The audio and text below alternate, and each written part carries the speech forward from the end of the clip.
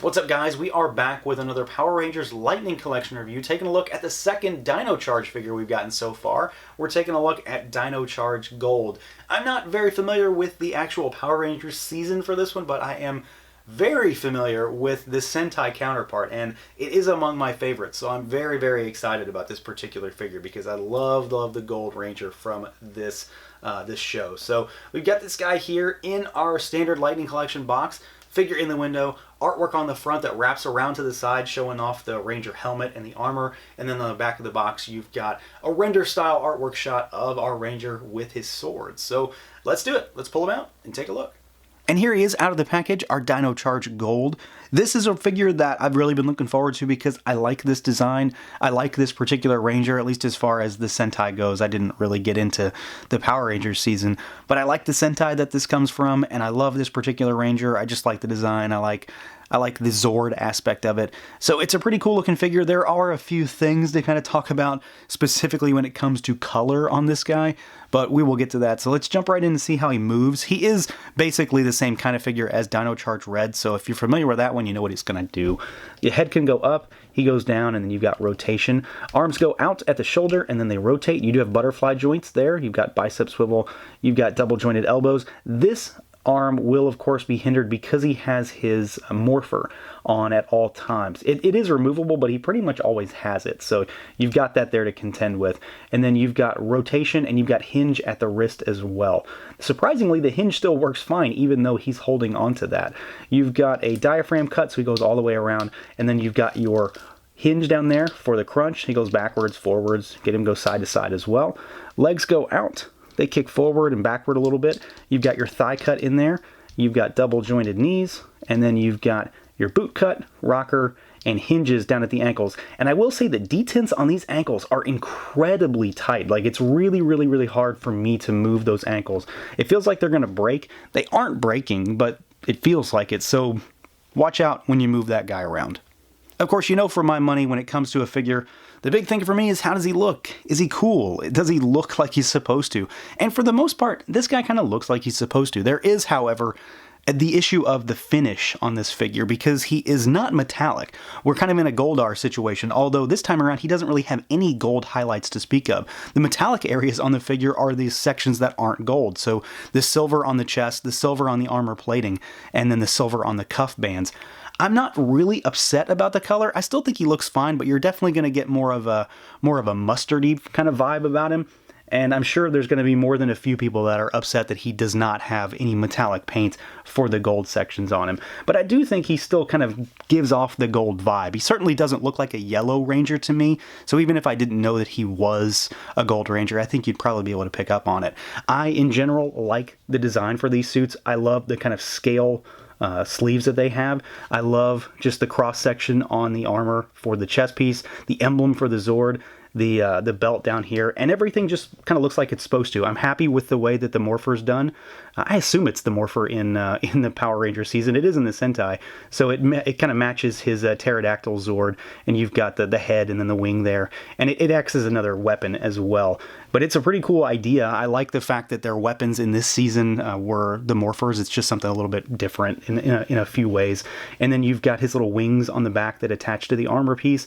Paint on this guy is surprisingly a little bit better than some of the other figures that I've been seeing in the line. There's usually been that issue of a lot of hazy line work, and I don't really see that with this figure, which is definitely a huge positive, because in particular, like the last figure, Lord Drakon, did have a number of hazy lines moving from color to color, and even here on the blue to the yellow, gold, we'll say gold, and then to the silver, and then black, and then blue again, it's pretty crisp and clean, and I can assure you that that is definitely a difference from some of the other figures that we've seen lately. A lot of that line work has been a little on the sloppy side in some cases, but this one, it seems to kind of hone it in a little bit better, and I just think he works. Again, you do have to contend with the finish on the figure, but if you can get past that, I think you'll be happy with how he looks. Now, there is one area of concern when it comes to this guy, and it's not at the head, but it's at the neck, because they did not paint the neck on this figure. He should have a white neck.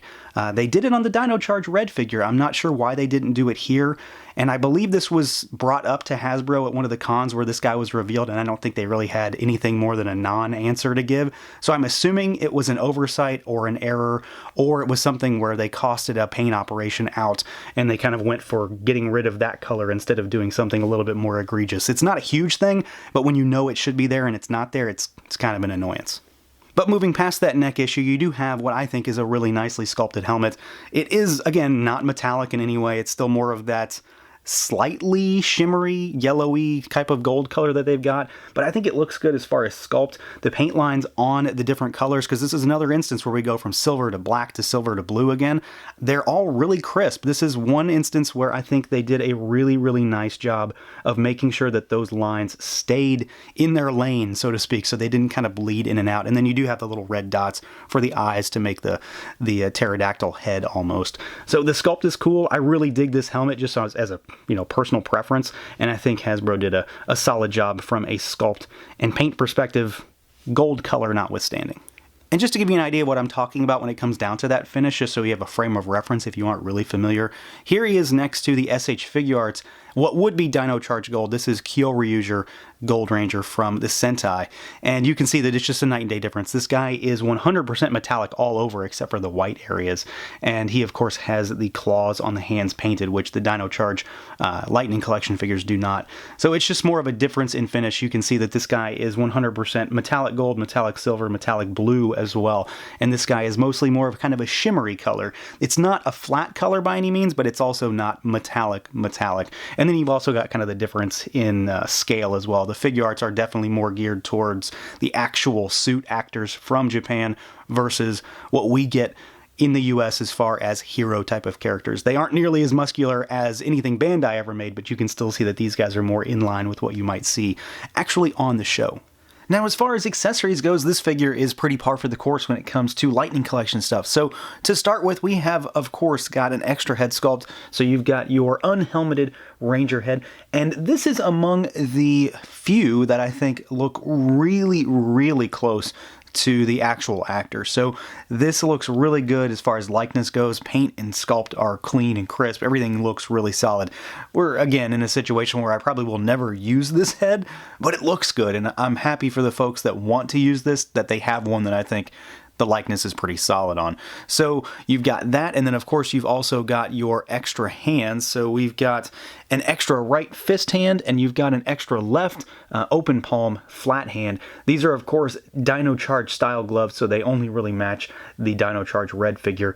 So this is one where, we've got kind of an oddity, because this thing doesn't really work unless you have the gripping hand, and he really always has this on his hands, so you might have to kind of figure out how you're going to utilize this one if you're going to take this off, because it does come off, but it pretty much always stays on him. And then you've got the sword here, which is definitely unique to this particular Ranger. I don't remember what it's called in the Sentai or the Power Rangers show, honestly, but it's an interesting sword because of what it does. And you, of course, have got an energy effect here, and I believe this is the same energy effect that came with the Fighting Spirit Green Ranger figure. It's not the one that comes with Dino Charge Red. That's a smaller one. So this one's yellow. Well, it's supposed to be gold probably, but it's yellow, and I'm pretty sure it's the same one that came with green. And then you've got his sword here, which is meant to be kind of like a mock-up of his Zord, the pterodactyl aspect of it anyway. So you've got kind of like the mouth here, and it does open, and it's got the slots for the batteries in there as well. You don't get anything like that, but it does have the actual play feature that kind of goes along with the idea behind that sword. So I like that they were able to incorporate that. It is kind of unwieldy in a general sense, but it looks really good, and it has a lot of sculpt on it, and it has a number of paint detail on it as well. So they kind of went above and beyond. And the odd thing though is that it has a metallic sheen on it when the rest of the figure really doesn't. So that's kind of an interesting point of discussion there, but it does look good, and he has pretty much everything you could really ask for. So overall, despite the fact that this guy isn't, well, accurate as far as finish goes, I'm still pretty happy with him. I would have obviously loved to have gotten a fully metallic figure, but I don't think we're really ever going to see that too often. We didn't see it with Goldar. They probably weren't going to do it here in a mainline release either. So I do think that he still looks good. He does have a few issues, especially when it comes to that neck color. That should definitely have been fixed. But overall, he's a fun figure, and it's got a cool design, and despite the fact that maybe he's not as well known as, say, anything in MMPR, I think this guy will do pretty well at retail, just because of the fact that he's only one per case. So if you're interested in getting him, I would suggest to stay on the lookout, because he's probably not going to linger around. He is a cool design. He's going to fit in really well with your Dino Charge Red, and I hope that we can get that full team sooner rather than later, because they are among my favorite suit designs. So that's going to do it for this look at the Power Rangers Lightning Collection Dino Charge Gold Ranger. Let me know what you guys think. Feel free to like, comment, subscribe, and share, and until next time.